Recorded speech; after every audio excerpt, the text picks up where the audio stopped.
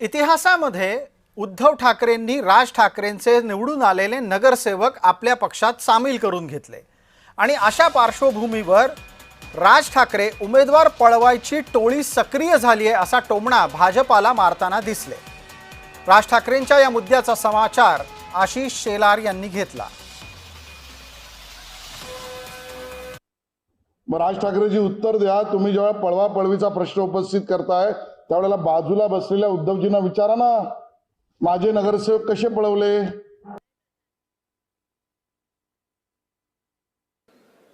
कोण किती जागा लढवणार, आकडा काय हा नाही सांगणार तुम्हाला।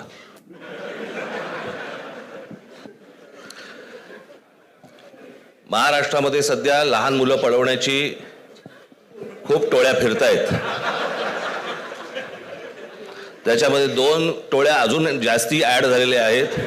ते राजकीय पक्षांमधली मुलं पळवतात